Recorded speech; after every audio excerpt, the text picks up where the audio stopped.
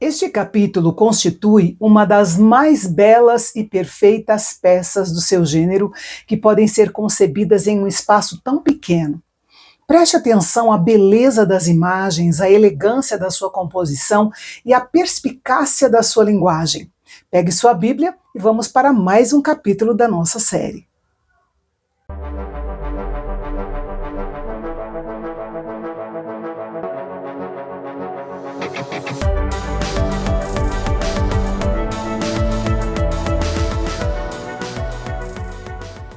O Senhor disse ao profeta Ezequiel para propor um enigma ou uma parábola para o povo de Israel. Era um enigma no sentido de que, para entender e descobrir o significado, seria preciso pensar um pouco. E era uma parábola no sentido de que contava uma história ilustrando uma verdade espiritual e moral. Essa parábola descreve os eventos entre o tempo do exílio do rei Joaquim, quando Nabucodonosor colocou Zedequias no trono de Judá, e o ano em que Zedequias se revoltou contra a Babilônia porque confiava na promessa de ajuda do Egito. A parábola diz respeito a uma grande e majestosa águia que veio ao Líbano e pegou o galho mais alto de um cedro e o levou para uma terra de negociantes. Depois pegou uma semente da terra e a plantou em um campo fértil, junto às águas, onde ela cresceu e se tornou uma videira frondosa, espalhando seus ramos. E então surgiu uma segunda águia, e a videira frondosa, mencionada anteriormente, lançou suas raízes e estendeu seus galhos em direção a essa segunda águia, que permaneceu apática e inativa, sem esboçar nenhuma atitude. A videira fez isso na esperança de que a segunda águia cuidasse dela, a protegesse e lhe desse as condições certas para o seu crescimento e a sua prosperidade. Só que ela já tinha recebido tudo isso da primeira águia. E como a segunda águia não tomou nenhuma atitude, cabe ao leitor refletir sobre a ingratidão e a estupidez da videira. A questão crítica é: a videira sobreviverá depois de se afastar da primeira águia e se orientar para a segunda águia? As perguntas retóricas que Deus faz mostram que não. Certamente a primeira águia arrancaria as raízes da videira, cortaria seus frutos e a deixaria murchar. Note que, ao direcionar seus ramos e suas raízes em direção à segunda águia, indo para cima, em vez de se aprofundar no solo fértil e bem regado, a videira se tornou extremamente vulnerável à força fulminante do vento. A partir do versículo 11, o Senhor dá a explicação e o significado desse enigma ou parábola para que ninguém pudesse alegar que não havia entendido. A primeira águia representava o rei da Babilônia. Ele tem asas grandes e longas porque já voou vitoriosamente sobre muitas terras e é cheio de penas coloridas porque em seu império ele abraçou uma variedade de nações.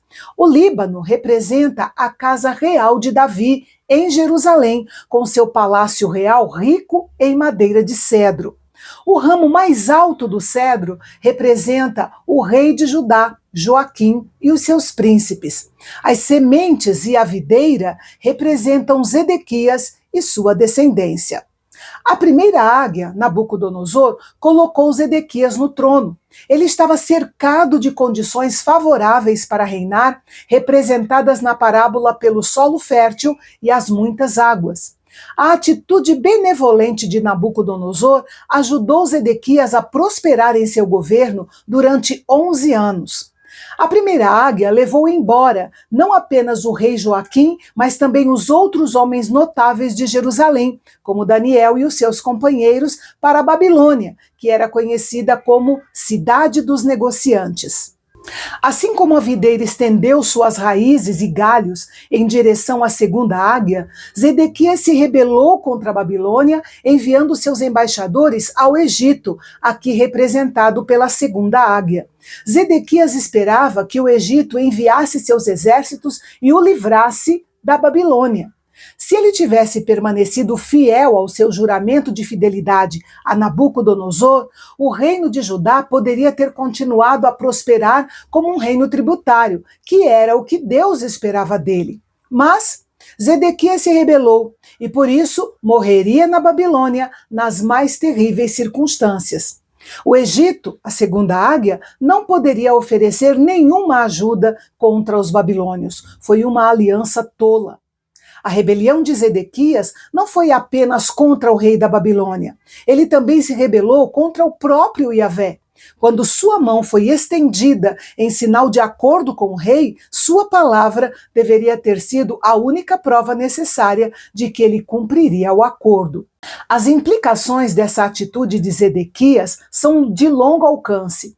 Ela indica que os acordos firmados e as obrigações contraídas pelos servos de Deus são tão vinculativos como se tivessem sido feitos com Deus em pessoa. Obviamente, tem a ver com o valor da nossa palavra. Sim, sim, não, não. Não haveria recuperação da queda do reinado de Zedequias. Judá e Jerusalém seriam conquistadas completamente. Mas, voltando às imagens da parábola, Deus prometeu que não havia terminado sua história com o povo de Israel.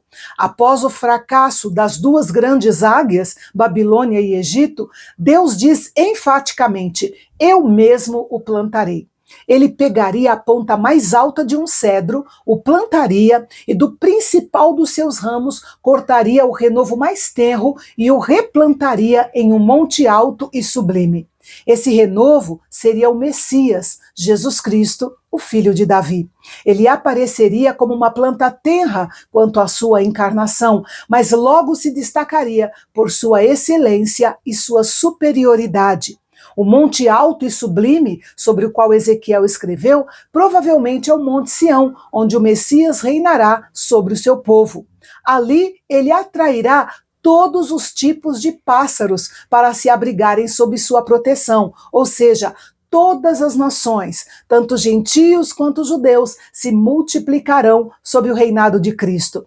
Ele não será mais confinado apenas aos judeus, mas se estenderá também aos gentios. Lá eles encontrarão paz e segurança eternas.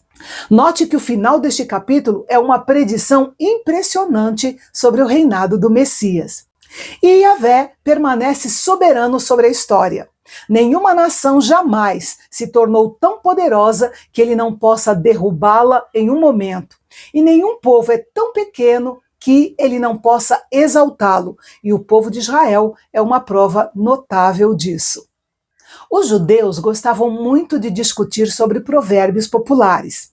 E no próximo capítulo, Ezequiel vai discorrer profeticamente sobre um deles, que dizia: os pais comeram uvas verdes e os dentes dos filhos é que ficam embotados. Se você quer saber o que Deus pensava a respeito desse provérbio, não perca o nosso encontro de amanhã, aqui no canal Bendito. Até lá!